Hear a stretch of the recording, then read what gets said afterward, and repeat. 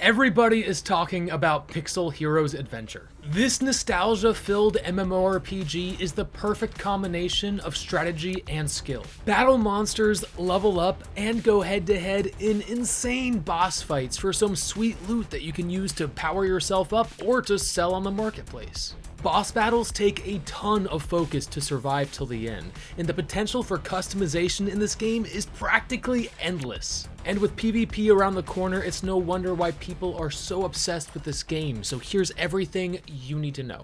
When you first hop into the game, many of the features will be blocked, but will slowly unlock with each stage you complete. Each time a new feature is unlocked, the guide quest will give you a basic overview and a reward for your efforts. There is a lot to learn, especially at the beginning, but that's exactly why I'm making this video, so that you can reference it whenever you need. The first few stages you should breeze straight through without much effort, but it'll soon become quite difficult. But don't worry, if you find yourself stuck at a difficult boss, there are so many ways to improve your power level. The first and most obvious method is by improving your gear. Gear can be collected by simply killing monsters, with the rarest loot being dropped by elite monsters, raid bosses, and party dungeon bosses. All equipment has an attack and HP increase, but also a secondary buff. It's important to pay attention to both. Just because an item is more rare with more attack power doesn't necessarily mean it's the best option. There is an awesome auto-equipped feature you can use to power yourself up specifically for the enemy you're facing. By clicking this exclamation mark, you can find out the attributes of the boss you're facing,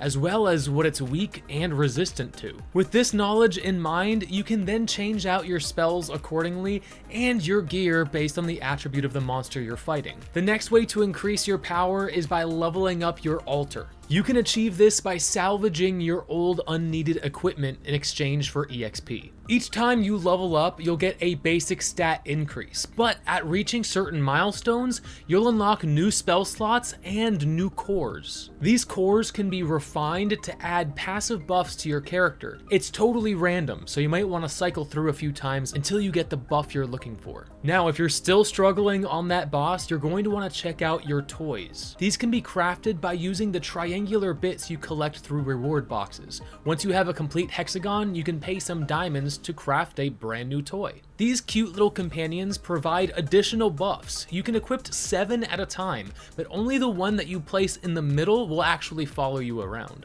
The buffs are important to pay attention to. I tend to use mainly close range spells in my build, so the toys that I equipped mostly have melee attack buffs. The colored edges are also very important to pay attention to. By equipping your toys in the correct orientation, you can connect these colors and gain additional buffs, as you can see from the menu above. Now, focusing on your gear, altar level, and toys will help you maximize your power and should help you progress through all of the easy stages. At which point you will have finished all of the guide quests and be set free to explore the world on your own. But ultimately, this is when things get really intense. The difficulty will increase, but at this point you'll be able to upgrade just about everything in the game, from your gear, toys, and even your spells.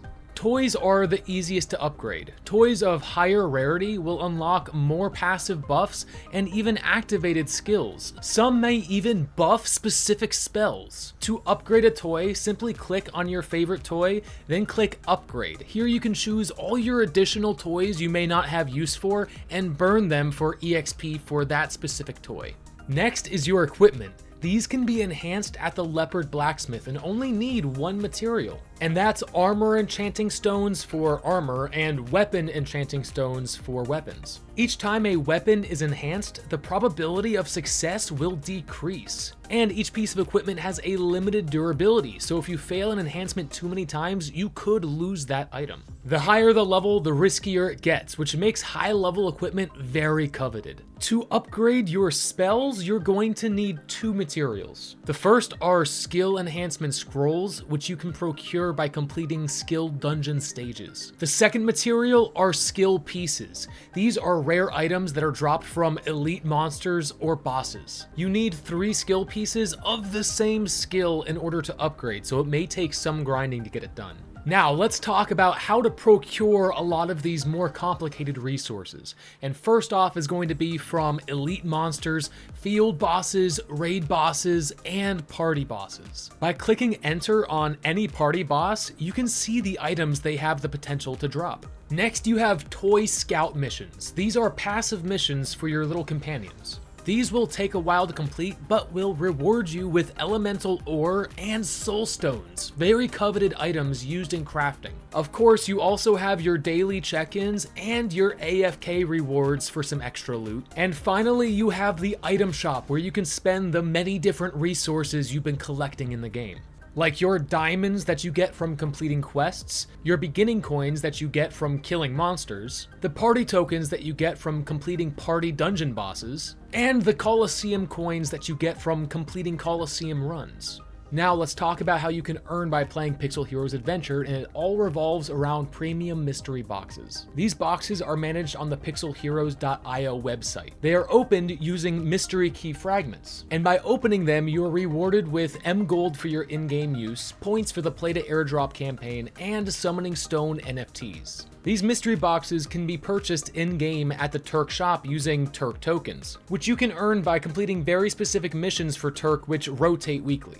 And there you have it, your guide on how to play Pixel Heroes Adventure. Now there's a few topics we didn't touch on, like heroes presets and toys blueprint crafting. But as a free-to-play player, this should give you everything you need to get started. I'll see you in the next one.